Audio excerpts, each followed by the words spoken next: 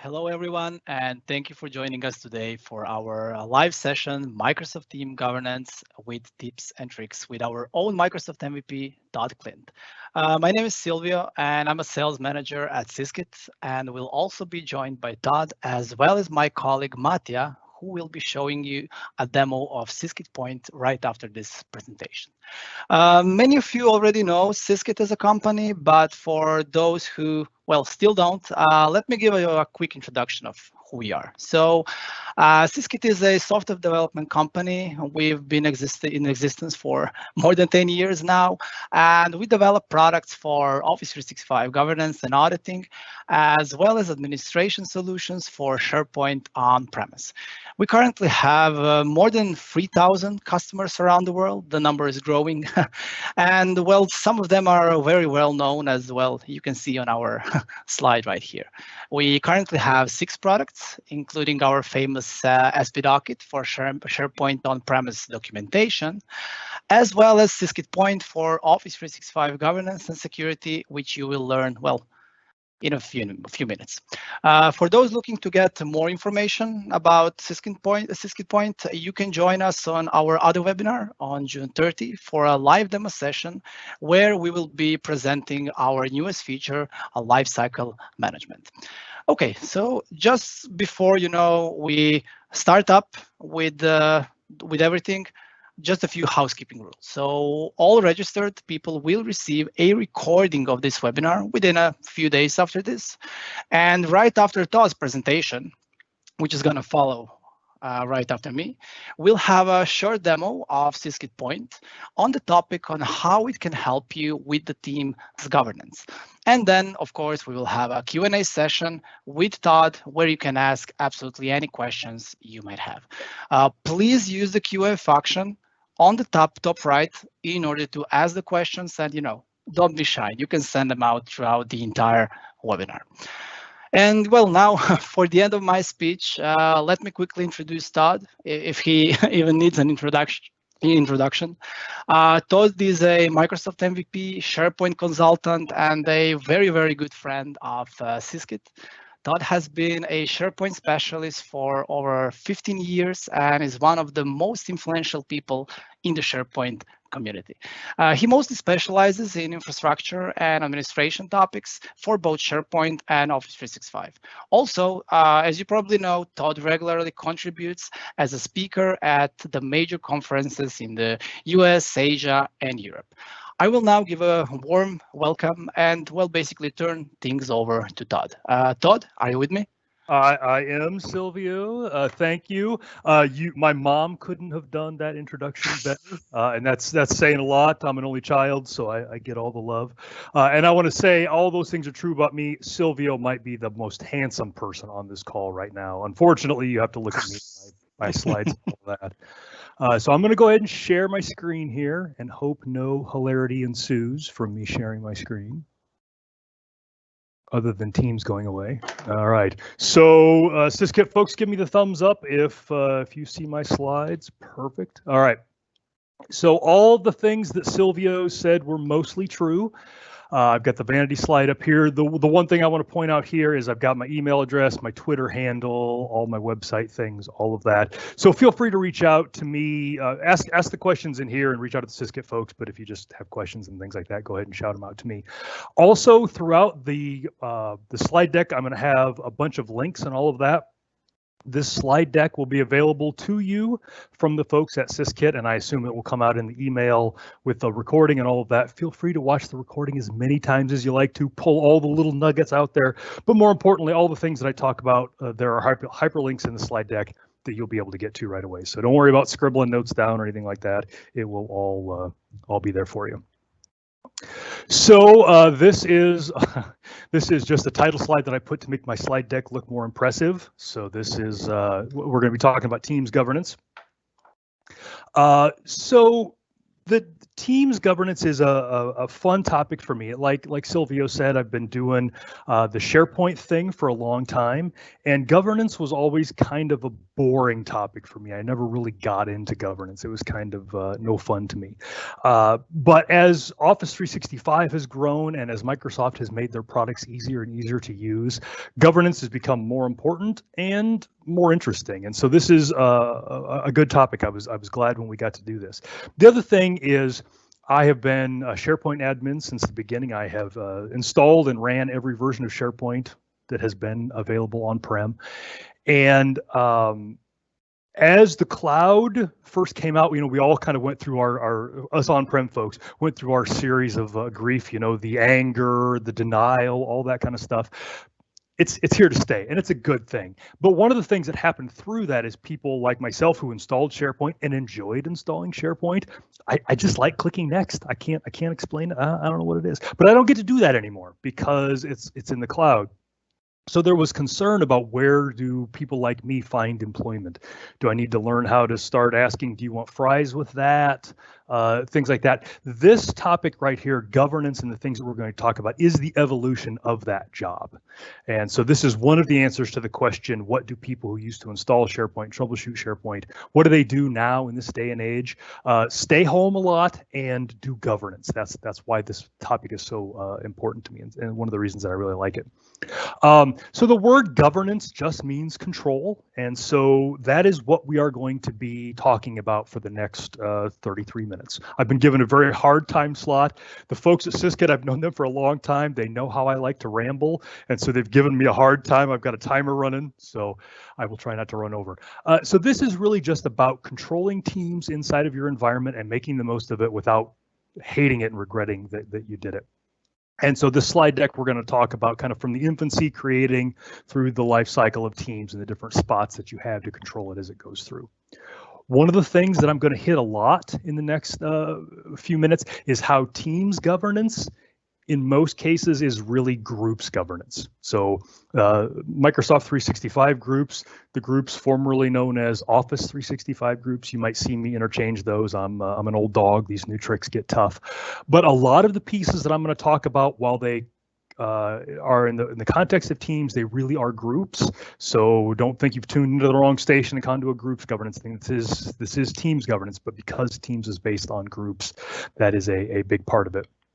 So the first thing that I want to tell you with any governance plan is to set your expectations correctly. And this is every governance plan I've ever talked about with a customer, and everyone I probably will. It is a work in progress. It is not a document. It is not a set of things that you're going to write right now and then be done with it, be able to wipe your hands of it and go back to playing solitaire or watching funny YouTube videos, whatever. This is something that you will do and keep revisiting, and you will get it wrong a lot. And that's okay. And the reason that you're going to get it wrong is because you will learn things along the way. Things that you thought were a great idea will turn out to be really terrible ideas. The technology is going to change. And so there will be things that you will need to control in a year that you didn't need to control last year. So you need to be able to adapt your governance plan to that. Your company will change, and things like everybody's working from home these days. So perhaps the governance plan that you put in place 6 months ago that doesn't allow certain things now has to allow them because your business has changed. So the fact that your governance plan needs to be constantly addressed is not a bad thing. It's a good thing. Being nimble is good. So just recognize that striking the balance is going to be tough, but that's part of it. It's going to be a work in progress. So one of the things about Teams creation that I like is that Microsoft has done a really good job at making it really easy for everybody to create teams and groups. So I mentioned that I've been an IT pro for on-prem SharePoint for a long time. One of the things that really drew me to SharePoint back in the day was how easy it was for end users to do work. Now, I don't know how many of you were in IT, 15, 20 years ago, but having a website where users could easily upload files so that somebody else could look at, that required coding. That required lots of stuff, and the pages looked horrible, and it was a lot of work.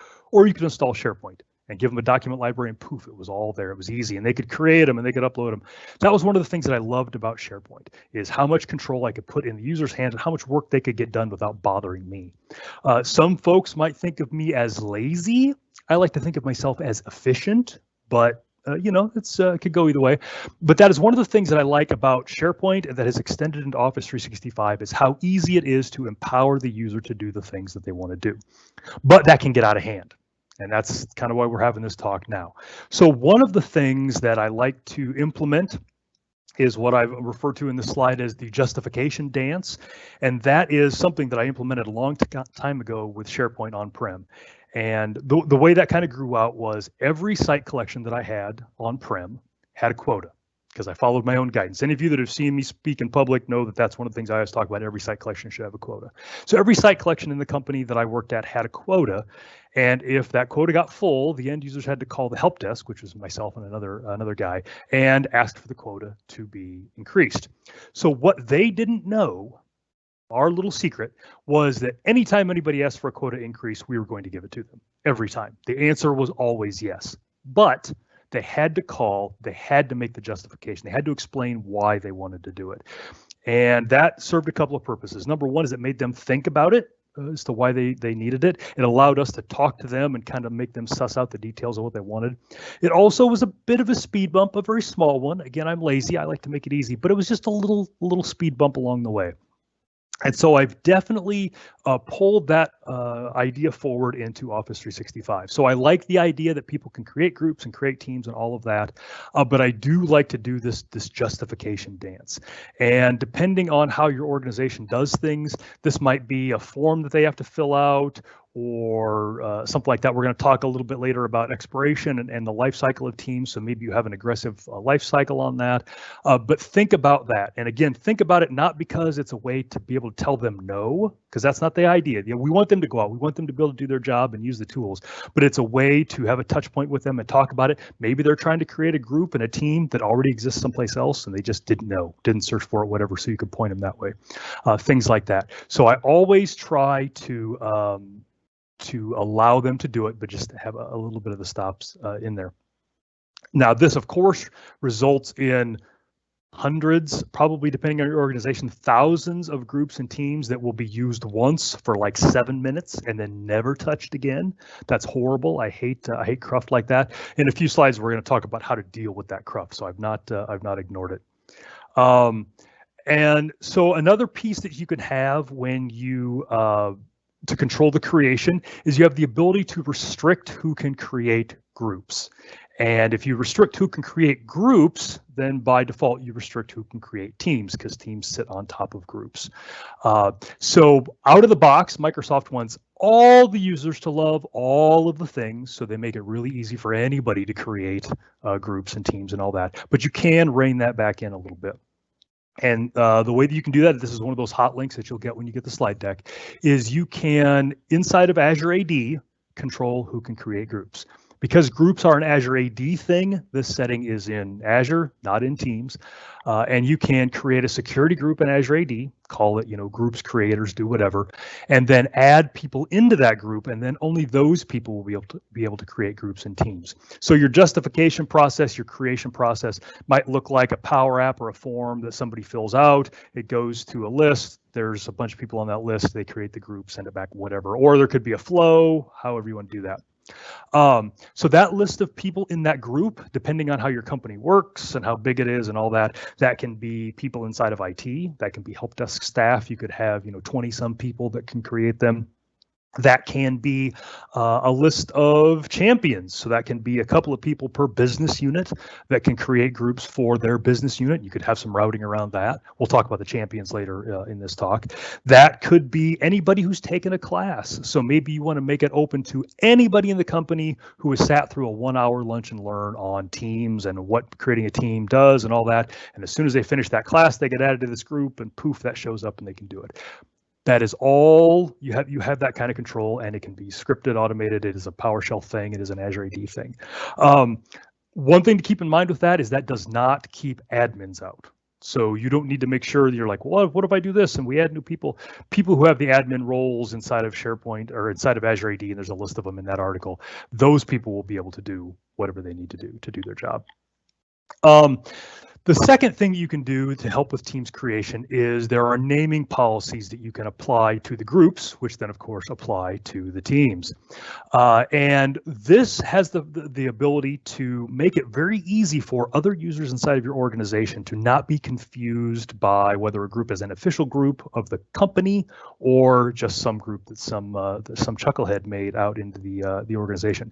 So a good example would be, so the naming policies are you have these options. You can force a suffix or a prefix, so a text at the beginning or a text at the end of the group name that they supply, and you can also block words. You can ban words from being in there. So let's take a couple of examples. So there are several different attributes of the user that creates the group. So this can be like their department, what country they're in, what their office is, things like that, with their title, and you can maybe put that at the beginning. So my wife's an accountant, so accountants are the foil for many of my examples.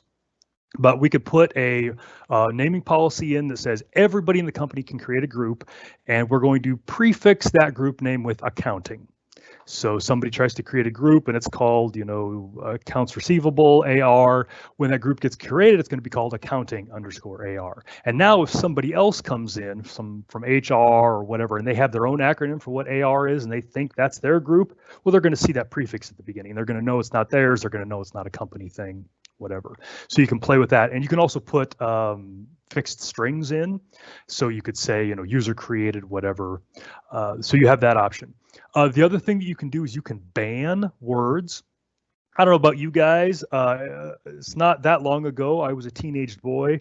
And so whenever I think about banned words, I always think of, naughty words and profanities and all that. Certainly you can use this to do that. I'm hoping in most of your organizations, that's not a problem that really needs to be dealt with. But more realistically, that is to add specific phrases that the average user can't create a group based on to confuse people. So for instance, you might exclude the company name so that somebody can't say, this is Contoso Accounting. They can't say that because they can't use Contoso. Or you might ban words like president or CEO, so somebody can't create a group called President's Office or President's Desk or whatever, to keep these groups from looking more legitimate than they really are. So that is an option. The slide there, or the doc that I have linked there, talks about how that works. Those banning names are case sensitive, and they are not substring matches. There's some examples in that document of what that means and doesn't mean. I can't say this, can't give those because this is a family-friendly environment. But look at that, and this is something that you're probably going to tweak over time. You're going to see what kind of groups people make, and you're going to add and remove things. And once again, much like the restrictions, people with admin roles inside of your tenant, so SharePoint admin, Azure AD admin, all that, are not impacted by this. So you can ban the company name in a group with the naming policy, but then have somebody who is a tenant admin or whatever create a group with that company name in it, and it will go through just fine. So I'm looking in the questions. Sean McDonough has asked if I will actually perform the justification dance. Sean, I appreciate that. I'm flattered by that question. That is on the pay side of the webinar. The free folks don't get the dancing part, but if you give the Syskit folks your credit card, we can work something out on the dancing part. So those thanks for asking. Somebody who's anonymous, I'm curious what they're hiding, is asking, is there a way to stop guests invited to recurring meetings from seeing recordings and chat transcripts once the meeting is finished? I don't know the answer to that, though I will tell you we're going to talk about guests in a few slides. The answer to your question is not in there, but at least you know that I'm going to talk about guests, so that will come up. If the Syskit folks or whoever don't find an answer for that, mail that to me and I'll chase that down and see if there's a way to address that. So speaking of guests, nice segue, anonymous, whatever your real name is. One of the things that you have to control inside of Teams, and again, this is a groups thing, is guests and external people and all of that. And I'll admit, I mean, I might be a little slow on the uptake, but when I first glanced at this, however many months ago, whenever this years ago, when this concept first came out, I had a tough time keeping external people and guests separate because they seem like the same. Like guests are always going to be external people are always going to be guests. It's very confusing. So there's some slides here that will help explain that a little bit. There is a difference between the two. They are not two ways of saying the same thing. That article that I've got linked up there has a nice table. It's a docs.microsoft.com document that explains, it's got different pieces of functionality and then a column for external users and a column for guests that will help you look at that list and decide for any given scenario which you want, a guest user or an external user. But the good news is I'm going to spend the next few minutes talking about this, so you may not even need that table because you will understand it so very thoroughly that you will just know. So we will start with external users. The value of external users is this allows people in your environment to do chats and calls and things like that with people outside of the company, external users. And I like to think of this as where, like Skype for Business, if you had that federated back in the day, this is the need that addresses. Couple of things to keep in mind about this. It is wide open by default.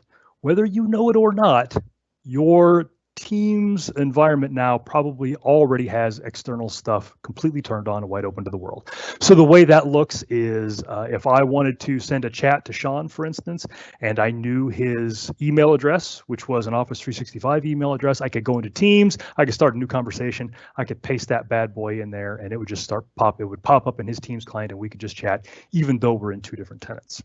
That's the workflow, that's the thought behind external people. There isn't a lot of functionality behind this. It really is just for chats and video calls, audio calls, and things like that. And because of that, there's not a lot of settings for it. There's not a lot of switches and levers to pull. The screenshot that I've got here talks a little bit about that. I don't know if you can see it very well. The grayed out part behind has two switches. That's all you can really do. And basically it says, do we want to allow your Teams tenant to get chats from Skype for Business? So people who are not in Teams but are using Skype for Business.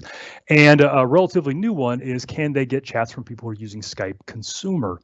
So, like my mom or whoever. You can turn that on or off, but that really is just a binary, just on or off. And then at the bottom of that, there is an add domain button, and that's the thing on the side. By default, like I said, this is wide open to the entire world. So that's the default setting that you see on the screen here. But that might not work for you, and it might not work for a couple of reasons. You may have, for security reasons or whatever compliance reasons, you may not want to allow that because you're worried about people in your company exposing company secrets, talking about things they shouldn't. So you may want to block that. And that's fine. Or you may say we want to do it, but there is a couple of companies that we are concerned about because they pester us or they are our competition. However, you have both of those options. So when you add a domain, so in this example here, I'm adding the toddklindt.com domain. If you allow that domain, then obviously texts and all that from that domain are allowed. But then by default, everything else is blocked. So it turns that into a may let you in sort of thing. toddklindt.com users are welcomed in with open arms. Nobody else is. If instead I choose blocked, then that says we will continue to leave it open for everybody except those bums from the toddklindt.com domain. So you have that decision to make when you put your first one in as to how that looks. So make that decision accordingly. And again, that is just for external calls, chats, things like that. Right, so that is external users. Now we have guests. So guests get a lot more complicated. I talked about when we were making the decisions about users and how we wanted to, or external users, how we wanted to control that. It was per domain, Skype and Skype for Business, and that was it. That's a pretty easy set of decisions to make. Guests gets more complicated. And again, this is a Azure AD setting because it's a group setting that happens to deal with Teams governance as well. So while external users was by domain, guests is by user and by group. So a whole lot more fine controlled. And because of that, and that's because they can do so many more things. And as you're kind of thinking about it, whether external group, external users or guests, Guests can do everything external users can do, the chats, the phone calls, and all that, and a whole lot more. So you don't have to worry about that. And this ends up being a user that's added to your AD. There aren't limits to this, but there are licensing things. I think it's something like you can have 5 guests per licensed user or something. I've never seen anybody bump into that. I've never seen anybody try to add another guest and run out of slots for that. But that's inviting external people into a group, which invites them into your team's chat, your team's channel, but that also potentially invites them to your SharePoint group and distribution lists and things like this. This gets really complicated. Both from a governance standpoint, as you can see on the right there, there's a whole lot more things that you can turn on and off. This also gets a lot more complicated from a guest user experience role. So my advice to you is, if you're going to enable this for your Office 365 tenant, for your groups, for your teams, add one of your own external email addresses. If you've got a Gmail address or a Yahoo address or whatever like that, add that as a guest to a group and walk through that experience on your own, because it is clunky. It is not obvious to people how that works. So know what that experience is so you can document it and provide it to your users and make that easy. So on the right, we see some of these settings. Like the last screen, this is inside of the Teams Admin Center. So these are Teams specific settings once the guest can get in. First off, are we even letting guests into Teams? So we can say that guests can get into Office 365, they can get into SharePoint, they can get into other groups things, but they cannot get into Teams. We do have that option. If we decide to let groups in, then we have a whole smattering of settings that we can turn on and off for groups or for guests. Things like, can they delete their messages? Can they edit their messages? Can they use Giphies? I think that's just, I love the idea of letting internal folks use Giphies, but the guests, they get none of it. But that's one of the settings that we have in there. You can control the content rating so that maybe guests don't get to use the spicier Giphies, but the internal folks can. But that are the kind of settings that you have for guests. And again, these are folks that can get into SharePoint. They can do whatever, screen sharing, all that kind of stuff. Since this is an Azure setting, an Office 365 setting, there are a whole lot more places where you have to turn it on. The previous slide was pretty simple. Let external users in, yes or no. This one is much more complicated. There's a checklist here that Microsoft has that basically walks you through the process. Log into Azure AD, turn this on. Go into the group settings, turn this on. Go in here, turn this on to make sure you get it all lined up. I know the first time I tried to get it set up, I did not get them all correct. So that checklist is a good one to have. And this is kind of based on that, and this is how the access for a guest comes in. And I put this in here, number one. I stole this slide from a Microsoft Visio that they've got, but it really makes it look like I can do good PowerPoints and good Visios, so I like to add that in here. But this talks about the flow that guests have and kind of the granularity of the things you have to worry about when you're coming up with your team's governance. So I'm going to use my laser pointer, but I won't point it at the camera, but I like this. If you have any cats in the room, watch out for this. But they have to be able to get into Azure AD. That has to be turned on. And then once they get into Azure AD, they have to be able to get into groups and teams. That has to be turned on. They have to be able to authenticate. That's obvious. And then once all of those things have happened, then your teams and your groups governance policies start to kick in. So you can see you have things like, can they get into SharePoint? Can they share files? Can they use the bots? Those kind of things. Those are the decisions that you have to make when you're setting up your team's governance for guest users. And again, that's something that might change as you work through. Jay asked, is there a limit on guests? There is. One of the documents that I linked back in there covers this a little bit. It's something like they're not licensed per se, but they are limited to 5 times the number of licensed users you have. So I'm guessing you're not going to bump up against that. I've never seen anybody bump up against that. The other thing to keep in mind is they do get added to Azure AD. So if you are a Teams admin, but not an Azure AD admin, you may not have seen this, but if you go into Azure AD, you will see all of the guests show up, and they're very obvious how they're labeled and all that. So that's also something to keep track of. You may want to have some kind of governance around how long people can be guests, have somebody check on them, things like that. But they do show up in your Azure AD. So we've talked about the life cycle of our teams. We've had the idea, the twinkle in somebody's eye. We should allow teams and all that. So we've shown how they can be created. They start out as a great idea that somebody in a business unit has. We need to have a team where we can talk about this and share files. And then we've decided that we're going to let some users or guests in, maybe not, what that looks like. Now we're coming up on the twilight hours of our team, and that is how we get rid of teams. This is the cruft dealing part that I teased you with a few slides ago. There are several ways to get rid of teams, and your governance plan you should know about them all before you make your governance plan, and you should modify that depending on what your business is like. So you really have three options for dealing with getting rid of teams: deleting them, archiving them, and letting them expire out. And that's what the next couple slides are going to be on.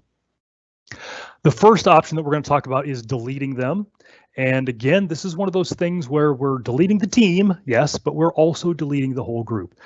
Microsoft has gotten much better at making their messages obvious about that. I can tell a tale of woe that will maybe bring a tear to my eye about a customer many years ago who deleted a planner plan because they didn't realize that then they weren't using it, but they didn't realize that when they deleted the planner plan, that was deleting the group and deleting the SharePoint site and deleting the whatever. Many tears were shed because of lost data from that. So keep in mind that even though you're doing this and deleting it from Teams, the Teams admin or the Teams client or whatever, when you delete the team, you delete the group. The whole thing goes away. So know about that. Now, it is available for 30 days, but man, be careful with that because that 30 days is going to go by quickly.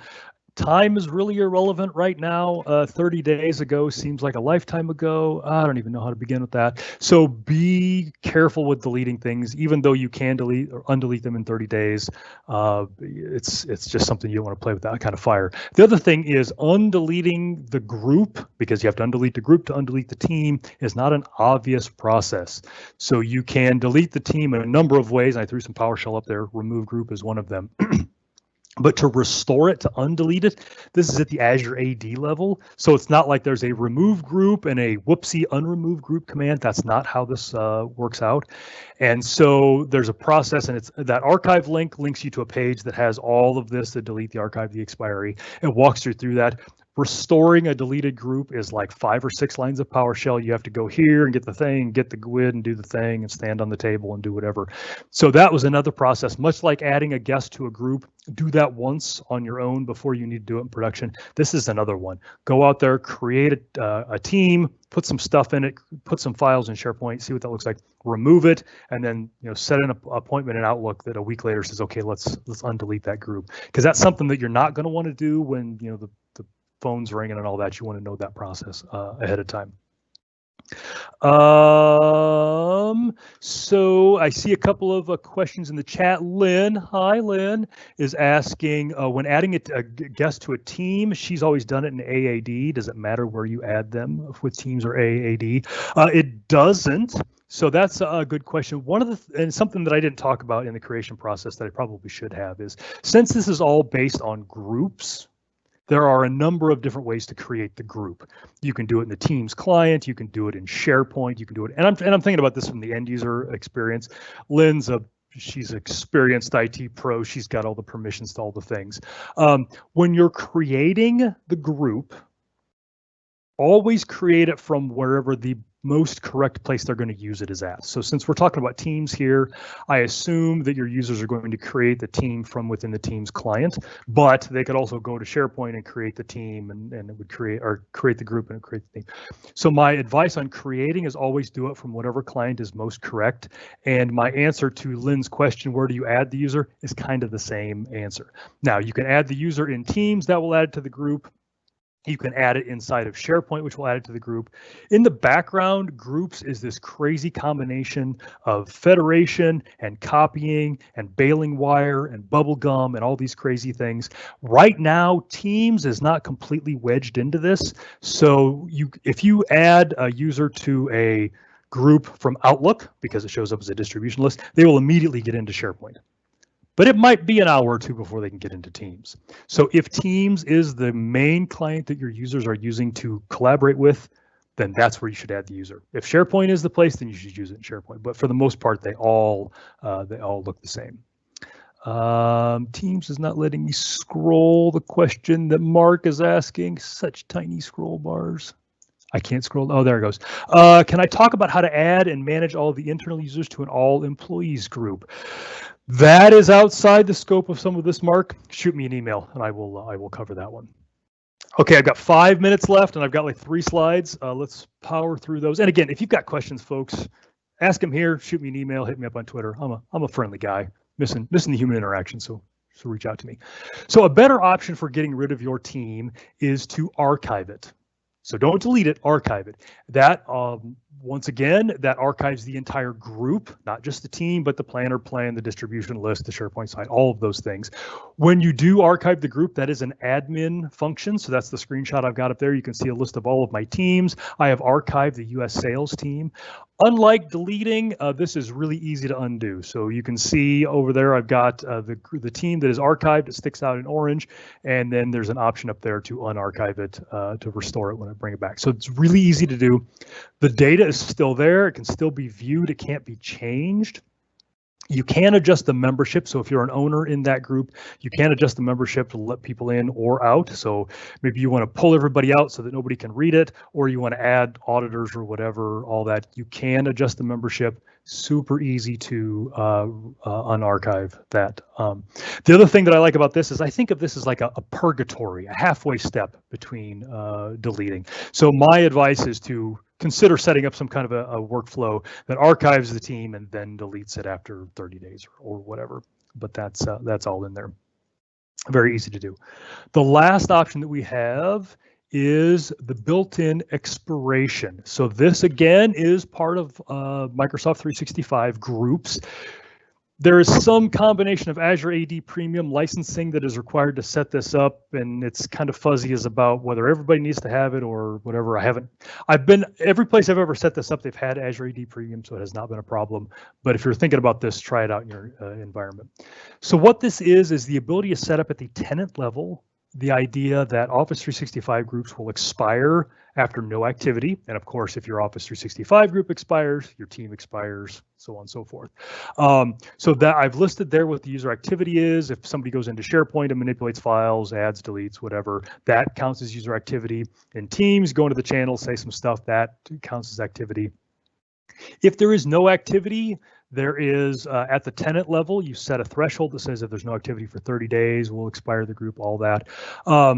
There are several ways that can be handled, but the way this is normally handled is the owner of the group or the owners of the group get an email 30 days, 15 days, and 1 day prior to the group being deleted. And if they come back and say, yep, this is active, keep using it, then the clock gets reset. If it doesn't get reset, then that group gets deleted. So this is delete, not archive. So this is one good tool to have. If you have a lot of groups and you don't have a tool like Syskit Point or something to help you keep on top of it, maybe you consider something like this. The last slide that I have is just other things that I couldn't fit in my allotted time because I'm down to 2.5 minutes. I'm watching the clock, gentlemen. I don't want to take any time from anything else. Other things you should consider in your Teams governance plan are what applications you're going to allow inside of Teams. Microsoft definitely wants everybody to spend all of their time every day in Teams, and to make that dream a reality, they had to add applications. As a Teams administrator, you can control which of those types of applications can be added and who can add them.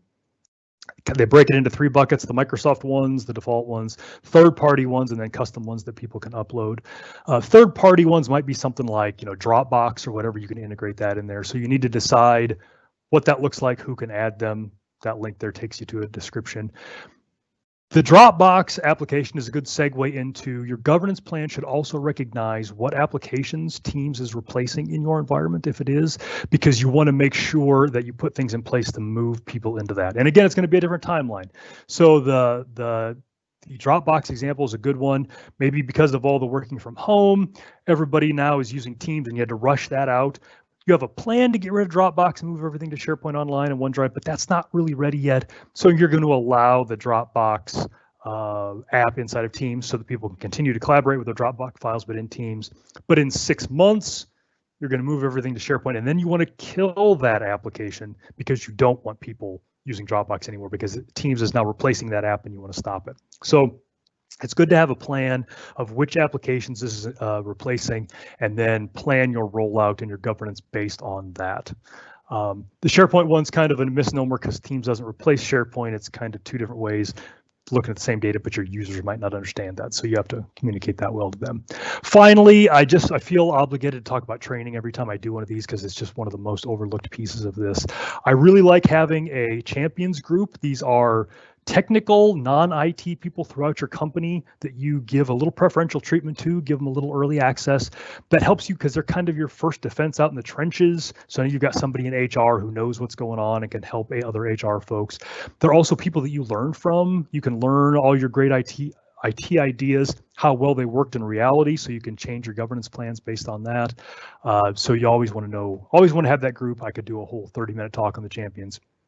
The other thing is your high profiles group. For a lot of these settings, you're going to have the ability to create, you can add people who can create groups and add people who can add apps and all that. Know who your high profile groups are. These are people that are, it's my timer going off. These are people that are, very visible. So maybe you want to let them in early so they can get up to speed on it, or maybe you don't want to give them something until it's ready to go. These are also people that have very loud voices. So you want to make sure that they're dealt with correctly. But you want to know who those groups are and make sure that your governance plans call them out specifically if they require that. Last slide, folks. So here, again, my contact information, email me, Twitter me, add me on LinkedIn, do whatever. Happy to answer any questions. So Mark, specifically, shoot me an email about that question and we'll track that down for you, and anonymous also, and we'll take care of that. Syskit, folks, I'm like 30 seconds over. I apologize. I promised 35 minutes. I'm just getting warmed up. No, you were good. You were good. That's well in the margins of the time. So thank you, Todd. This was really a great presentation. Actually, I think the only thing people were left missing was that justification dance that Sean asked for. But okay. Again, we'll make that a pay side thing. I see a good revenue stream. I agree. Guys. That sounds like a very good plan. So look, folks, don't be shy. If you have any additional questions or anything, just feel free to submit them to our team session, and later we will have a Q&A session with Todd. He will answer all of them. Before that, we're going to turn things to our Syskit lead product developer, Mattia, and he will give you a quick demo on how Syskit Point can actually help you with Microsoft Teams governance. Mattia, are you ready? Yes, I'm ready. Hello. Kick off. Thank you, Todd, for the excellent session. Just give me a second so I can share the correct screen. Right. Okay, can you just give me a thumbs up if you see my screen?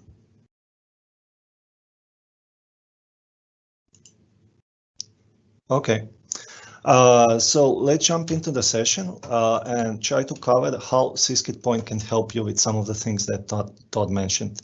So you might have noticed that Todd actually mentioned that you have to use PowerShell, that you have to visit different admin centers to get something done in Teams. So Syskit Point is something that can help you, because Syskit Point is a central point, a central place where you can manage all your teams. And this includes reporting on security, reporting on activity usage. We even automate some of the tasks, like Todd said. You might have problems with lifecycle management or the permission reviews. And this is something that Syskit Point can definitely help you. So we don't have a lot of time, so let's jump into the application. So you'll notice here that I'm on the home screen of the application, and I'm logged in as an administrator, so I see everything. And for this session, we are going to focus on Microsoft Teams. And if I click on the Microsoft Teams, I can immediately see all the teams and groups that I have in my environment. And if I just want to see the teams, it's really easy to filter them out, and immediately I see all the teams. And this also offers you a lot of filtering options. So let's say I only want to see all the teams that have external users, and it's easy as that. And with this application, you can basically select any team, and on the right-hand side, you'll get all the options and all the reporting you can do inside of the application. So it's really easy to change members, remove members, even archive or delete the team right from the application, and you can do it with multi-select if needed. If you need to find out more information about a certain team, you just click on it and you get a nice dashboard. And this is something you cannot do out of the box. So you basically get all the information about the members, you get all the information about the data, so the content inside the channels, and you instantly get analytics and usage data. And what's cool about this, because you can drill on any fact that you're interested in. So what were the files viewed in the last 30 days? You simply click on it and you see, okay, admin access those 2 files.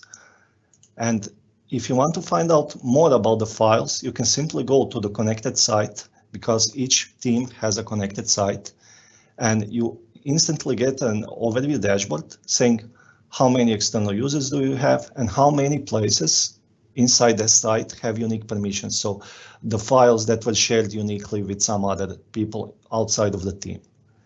And this is something that's really useful because you don't have to use multiple admin centers and you don't have to do a lot of clicks to find out this information.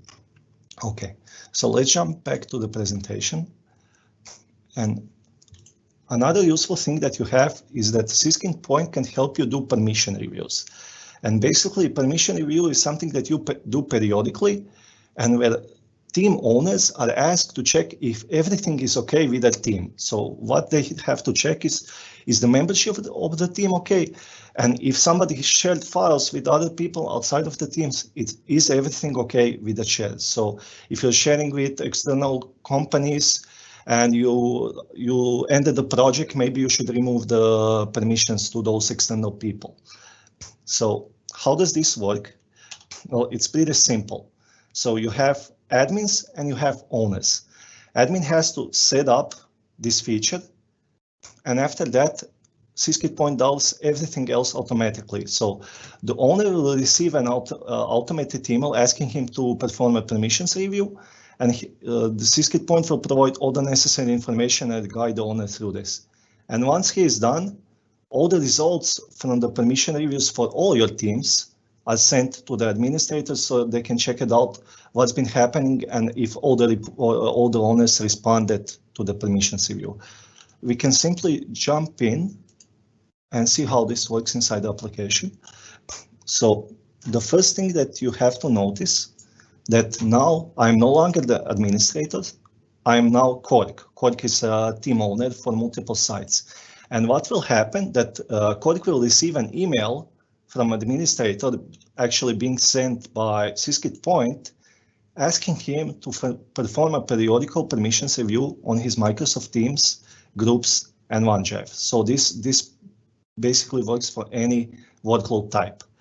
And he gets a date that he has to complete it by, and it's pretty easy for him. He just has to click Review Now. He's taken inside Syskit Point, where he is presented with all the teams, groups that he is the owner of. And for this demo, we'll try to perform the permission review for CloudX project.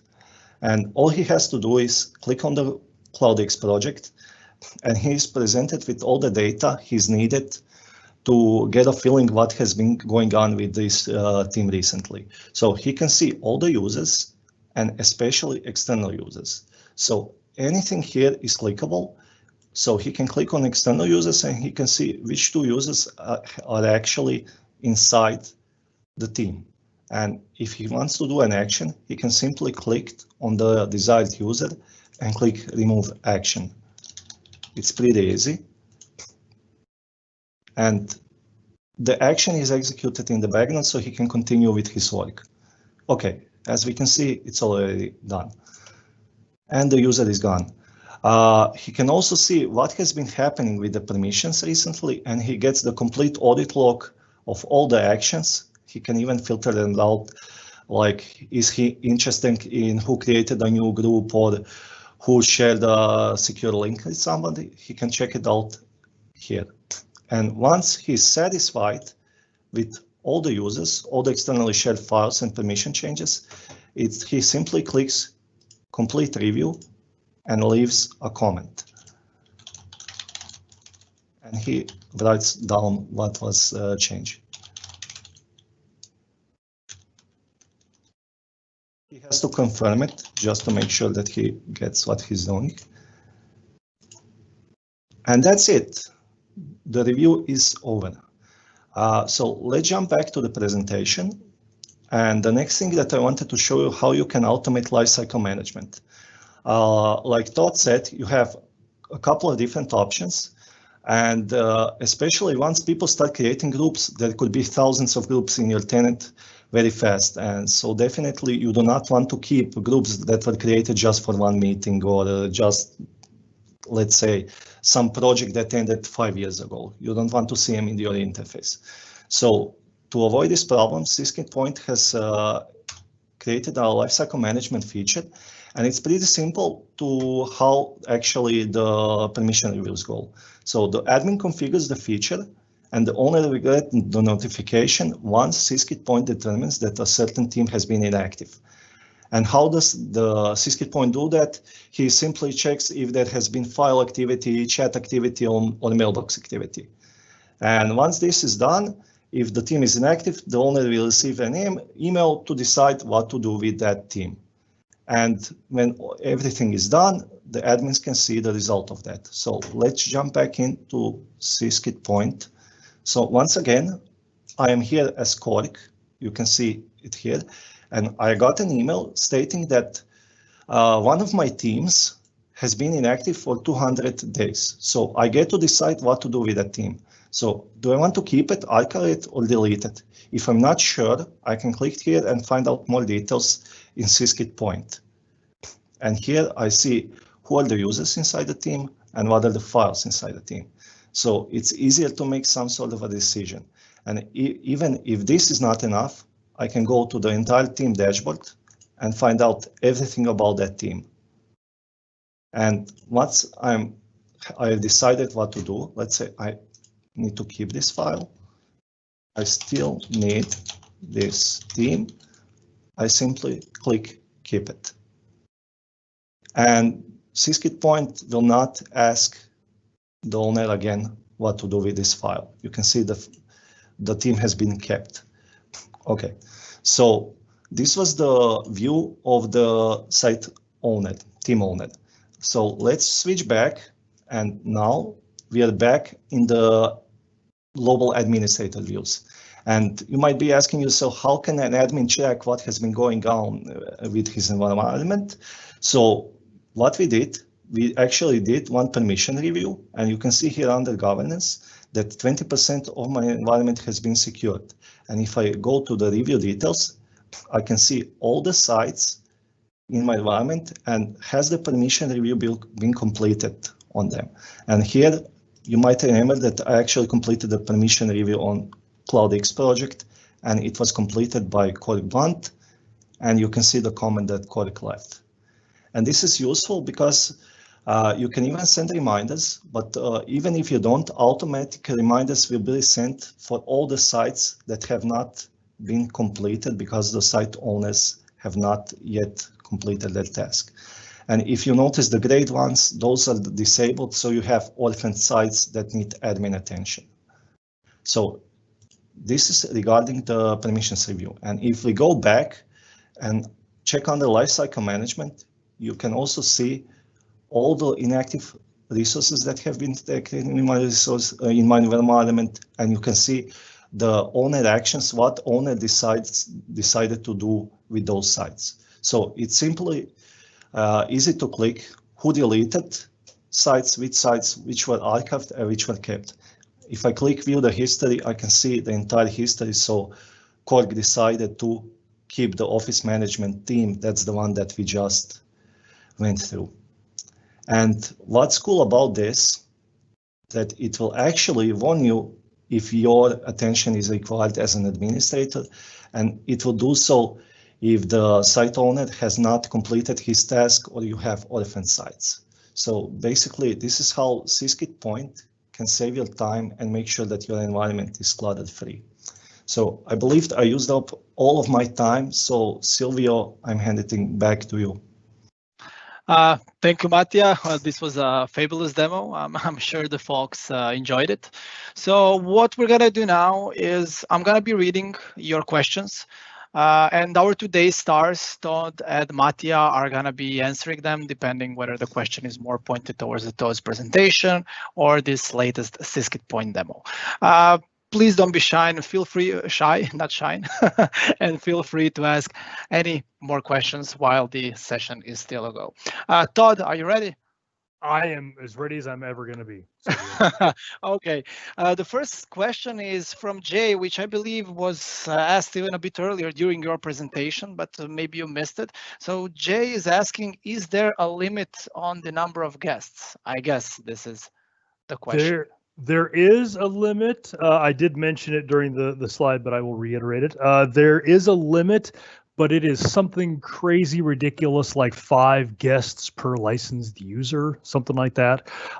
So I've never heard a story of anybody bumping up against that. And it's in one of those, the URL that I have on that slide lists that. I should have been prepared for this and clicked that link and looked, but there is a list, or there is a limit, but it's really big.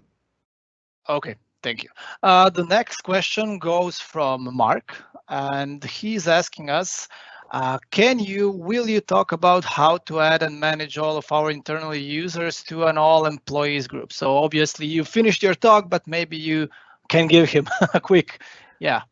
Yeah, so I won't talk about that, Mark. No, I'm kidding. So I reached out to Mark and told him to send me a little better idea of what his situation is, because I can see a couple different ways that question could go. There are dynamic groups. So the other thing so again, teams are based on Office 365 groups.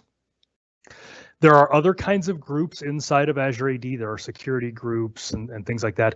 None of the groups talk. So what you cannot do, what you would love to do, is take an Azure AD security group and plop it into an Office 365 group. Can't do that. And one of the reasons you might want to do that is because you can have dynamic Azure AD groups. So maybe that's something that Mark's looking at, everybody's in, or everybody in accounting's in, or whatever. You can't do any of that right now. So that's kind of why I wanted to hear what his scenario was, because in my head, that's where it went. But if he's got something else, I might be able to help him with that. Mm-hmm. Todd, we have some other questions which actually you have replied to with a sentence or two. Would you like me to, read them maybe out loud so we can expand on them? Or, what is your plan?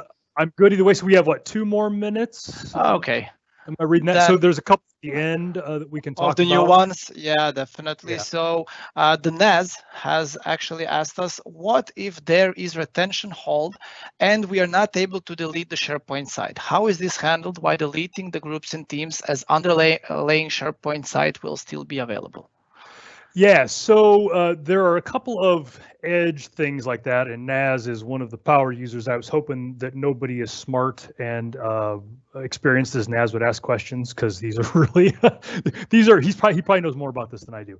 So there are a couple of things. There are retention policies and things like that that you can set higher up inside of Azure. Again, not a Teams thing or a groups thing, but up inside of there. As far as I know, every one of the options that I talked about, deleting the team in the group, expiring the team in the group, they all respect your expiration, retention things. So if you set a retention policy at the Azure level, there is none higher, those documents will be retained. Now, how that looks with the site being available to people, I haven't played with that enough to know, but rest assured that if you've got, documents that you need to retain for legal reasons or whatever, that will be honored. Okay, thank you, Todd. And we come to the last, at least active question. This one would be for my colleague Mattia. Guys, we still have a little bit of time, so while we're handling these last questions, feel free to ask the last thing what's on your mind. Time is running out. So, Mattia, this question is for Syskit, okay? And it goes like, do I need to add each user's access levels for Syskit, or are all tenant users able to see this information? Or admins only see everything, sorry. Yeah, so you don't have to add each user. Syskit Point is smart enough. So we detect who is an admin and who is a team owner, and team owner will only be able to see what the content that he's actually the owner of. So all you have to do as an admin is flip a switch. I want to allow team owners to view their teams. That's it. Pretty simple. Okay, thank you, Mattia. So yeah, guys, if there is no other questions, we're gonna give you a tiny bit more of time to ask something. And if there is none, we're gonna slowly, start thanking Mattia for showing us the demo, Todd for giving us the great presentation, and well, to all of you for joining us actually for today's webinar. As already mentioned, everyone, you wanted to say something, Todd? Yeah, I did. So I looked at the question up about guest accesses. So I'm reading this off of Microsoft's documentation. It's one of the links inside of the thing. Mm-hmm. It says the guest access is included with all Microsoft 365 Business Standard, Enterprise, and Education subscriptions. No additional licenses are required.